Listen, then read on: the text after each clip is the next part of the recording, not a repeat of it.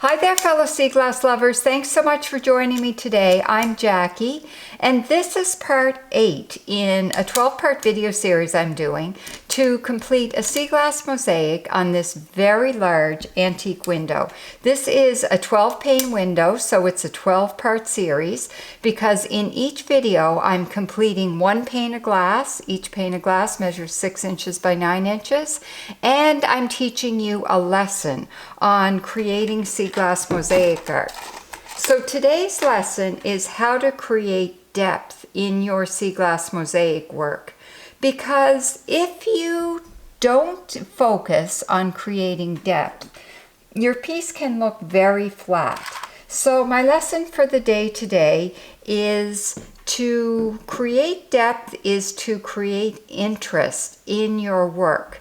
So I'm going to give you some tips on how to do that today. Now, the first tip I'm going to give you is that you can create depth by putting some of your sea glass pieces on end.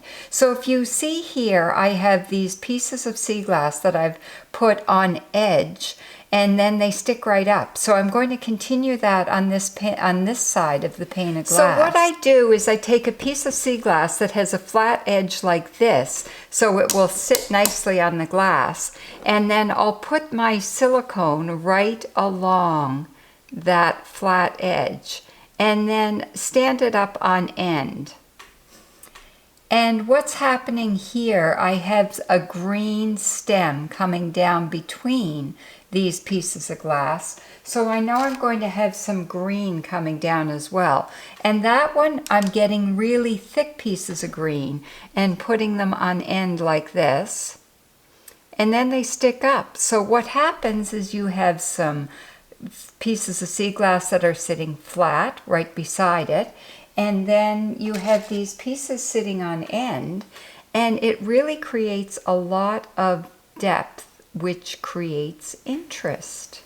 Now, when you do this, you do have to be careful to clean off any excess that is coming from around your pieces of sea glass, but you can't clean too much off or there won't be enough silicone to kind of hold it in place. So now you can see, if you look to the side, these pieces standing on end really create quite a bit of depth. And once the silicone has dried clear, you can't really see that. So it really does create another element of interest in your sea glass piece. So a second way to create some depth is by layering your sea glass. So right here, I want to create a water lily. Now, usually I leave some space between my pieces of sea glass, but the rules are made to be broken. And in this case, I haven't left any space between my pieces. I have them actually touching. And then I'm going to do another layer of sea glass on top. So this really creates quite a bit of dimension in my water lily. And for the lily pad that it's sitting on, I'm actually going to take a green piece of sea glass and stand it on end, and then have a couple of more green leaves right beside it. So because I've got a couple of layers of sea glass and the sea glass are touching each other, it's just a little bit different and adds a bit more interest to my sea glass mosaic. So another tip I would give you on how to create depth in your piece of art is to use different thicknesses of sea glass. So if you look at a piece like that, it's really quite thick, whereas a piece like that is quite thin. And this is because sea glass comes from all types of glass, and some glass is thick and some is thin. So that's what you find when you go to the beach.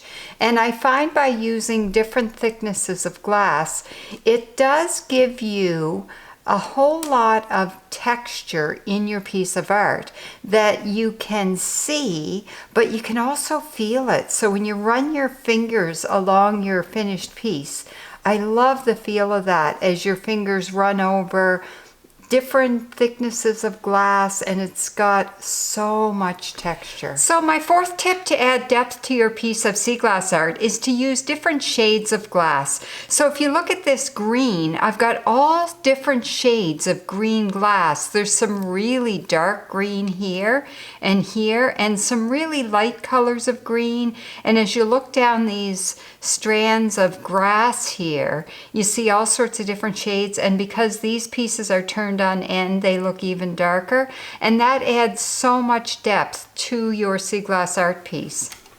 And just to show you a bit more about what I mean, I'm flashing back to part 3 of my video series where I did this pane of glass that's all white.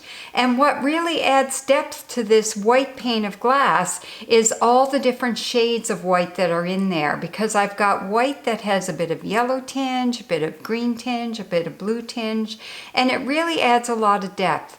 And this is the advantage of using authentic sea glass. And I know not everyone can do that. Sometimes people use tumbled glass, but the disadvantage with tumbled glass is that you're often using a whole bunch of glass that came from the same bottle, so it all has the same shade of color in it.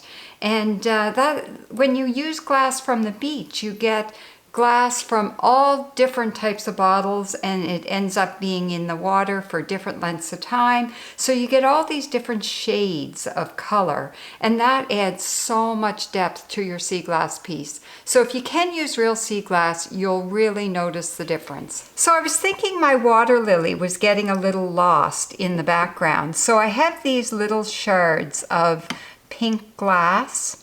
Not even sure where they came from. I think someone gave me a little tub of little shards of pink glass. And I'm going to put a few of those in there just to add a little bit more depth to my water lily. And it adds a bit of color, plus it's another layer. Layering adds depth. So thanks so much for joining me for this video. I hope it gives you some really good ideas. And be sure to join me for my next video when I will focus my lesson on how to add movement to your sea glass mosaic art. And until next time, I hope you make it out to the beach, and happy sea glass hunting.